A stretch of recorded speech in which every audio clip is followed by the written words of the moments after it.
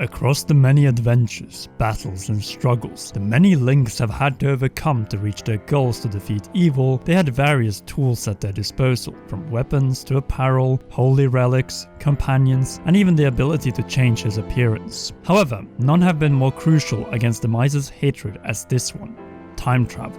Throughout the Zelda chronology, the ability to go back or forward in time has been essential to the success of the hero's journey, either to obtain items that under normal circumstances would not be available, gain knowledge or information, or even alter the outcome of events in the future by changing the past. It is why we believe that this mechanic is the single most important aspect within Zelda lore. But before we go into it, make sure to leave a like, subscribe, press that shiny notification bell, as we are just 8,000 subscribers away from 250,000. Time travel in and of itself brings a lot of possibilities for creative storytelling and gameplay, while at the same time making things more incomprehensible and confusing. It is due to this that the rules of time travel differ between media, and in the case of the Zelda series, even from game to game. But as we will soon find out, there are most definitely rules set by the Zelda team, and in this episode we will explore these guidelines as well as the possibilities for the future of the franchise. Also, this video will be a precursor to the main event, which we will cover in our next video about Breath of the Wild 2 and its connection to Skyward Sword's Gate of Time.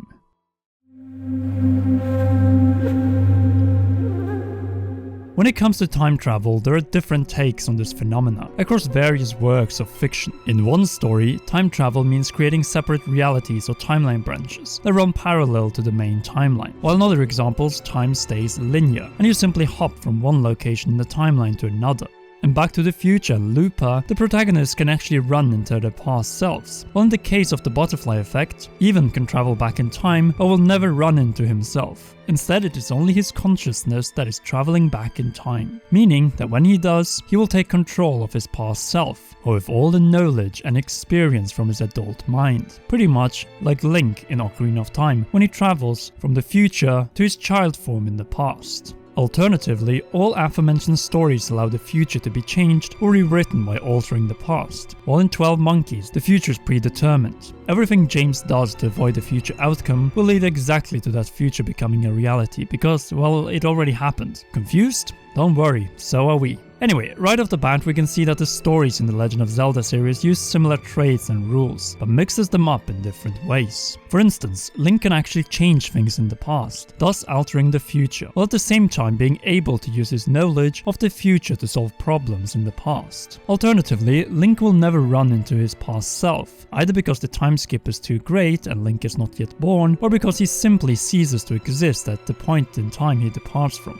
Now, here's where things get a bit tricky, because when Link travels through time in Skyward Sword or Oracle of Ages, he does not seem to create separate realities. He's simply physically jumping between two different points in time. But there's one game that does things differently, one game that ultimately caused the infamous split in the Zelda timeline.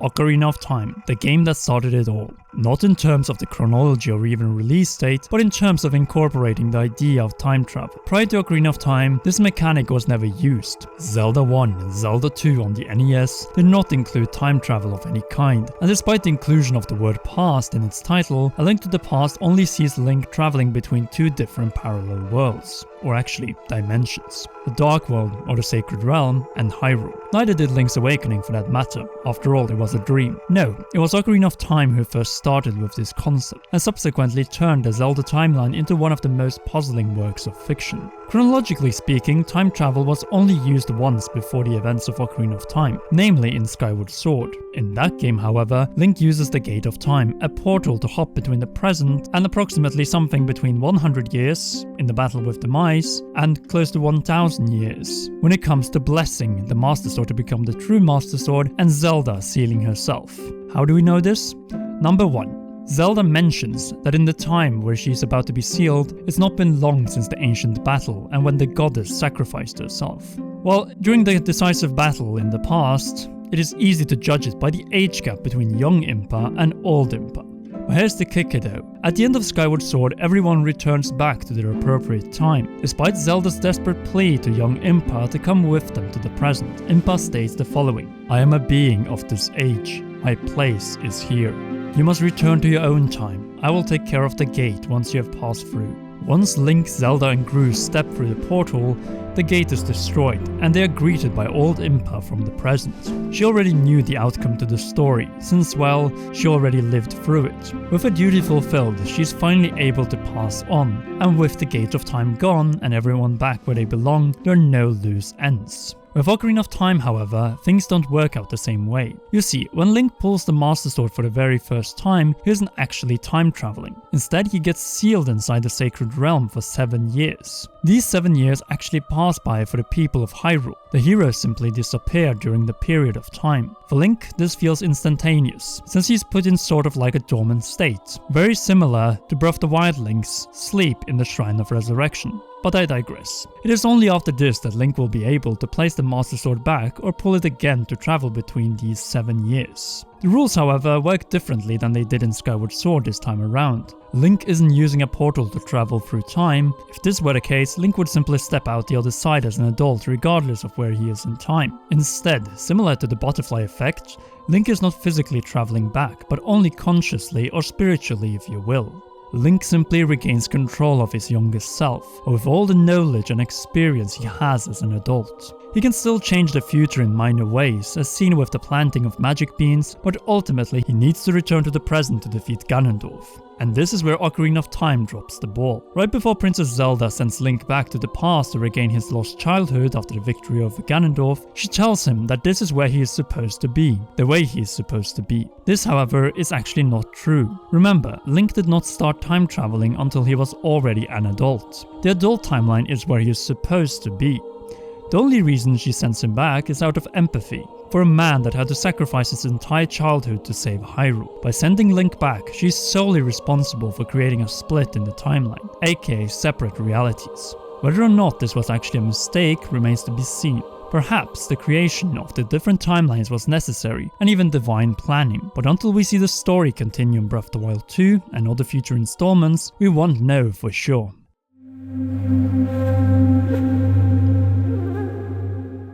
After the mess that Ocarina of Time left behind story-wise, we have seen various iterations of time travel in different Zelda games, though with the exception of Oracle of Ages and Majora's Mask in much smaller quantities. In Oracle of Ages, the rules of time travel mostly seem to follow that of Skyward Sword. That is to say, Link physically travels back in time. He can alter the past and thus change the future. Only this time, he's not relying on a single gate or portal to do it, but rather can summon portals using the Harp of Ages at will.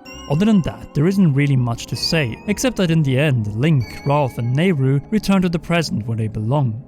And that Nehru no doubt is very closely connected to the essence of time. More on that in the next video. Majora's Mask is where things really start to get interesting. On the surface it might look like Majora's time travel works completely differently than it did in Ocarina of Time, but the only thing that has really changed is the way Link travels. This time apparently the Ocarina of Time alone is sufficient enough to do it. No Door of Time or Master Sword is needed. Other than that, the rules remain the same. Link spiritually travels back to the point when he first arrived in Termina. The time skip is just a lot smaller than it was in Ocarina of Time. 3 days as opposed to 7 years. This also explains why he loses all of his items. If he would simply step in and out of a portal, he would still have all of his stuff like he did in Skyward Sword. Of course, you do keep all the plot crucial items, but hey, this was clearly a case sacrificing story consistency for gameplay. Otherwise, the game would literally be unbeatable. Had Majora's Mask followed in the same rules as for instance Back to the Future, each time Link would travel back in time, a new Link would just be arriving in Clocktown, creating a multitude of links across the adventure.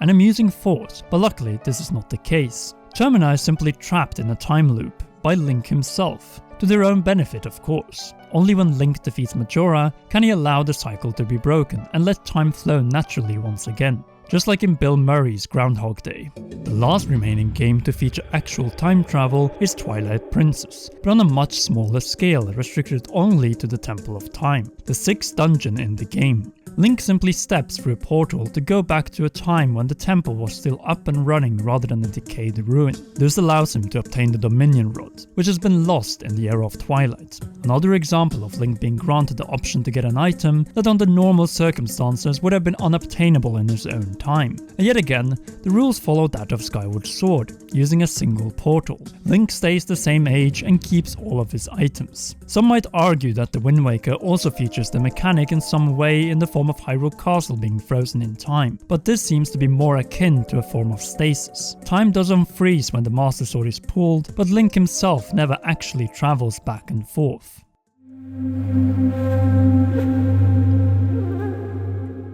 Before we end this video, we want to touch on one last mechanic used only in Skyward Sword so far, namely the Timeshift Stones. We're not going to talk about their origin, who made them and why, but rather focus specifically on the way they work.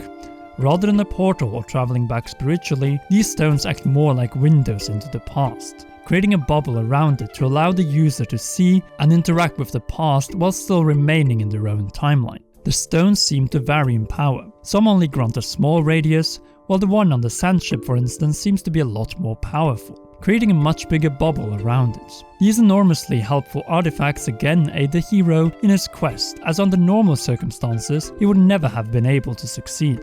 As we have seen in Skyward Sword's third act, combining a lot of these ancient crystals together allow for the creation of an actual portal, the Gates of Time. Furthermore, Hyrule Historia, released along Skyward Sword, confirmed that even the Ocarina of Time was made from Timeshift Stones. This makes sense as both have proven to be able to influence time in some way. As we can see, throughout the Zelda series, different ways and objects have been used to time travel, with different consequences and rules. The hardest thing about a topic like this is that there will always be inconsistencies. No theory is perfect, and with Nintendo, story consistency often gets the backseat when it comes to bringing in new gameplay mechanics and lore. Hence, they are forced to change little things here and there to make the gameplay and story work together. Majora's Mask going back in time too often was discouraged by placing a punishment on the player by taking away certain items. At the same time, even though it makes no sense, in Ocarina of Time losing all your hard-earned items and rupees when you revert back to young Link would no doubt have been frustrating. Anyway,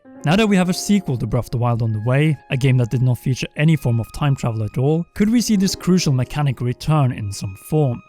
It is quite possible, and we will go deeper into this possibility together with the awesome French Zelda theorist Rinkuto in our next Inside Breath of the Wild 2 video this Sunday. So make sure to leave a like, subscribe and press that shiny notification bell. Less than 8,000 to go and we want to get to 250,000 as soon as possible. A big thanks as always to our great patrons on patreon.com/commonrun. You can join them too by going to the website or pressing the join button here on YouTube. Until the next video, which is coming very soon, be sure to check out one of these two awesome videos.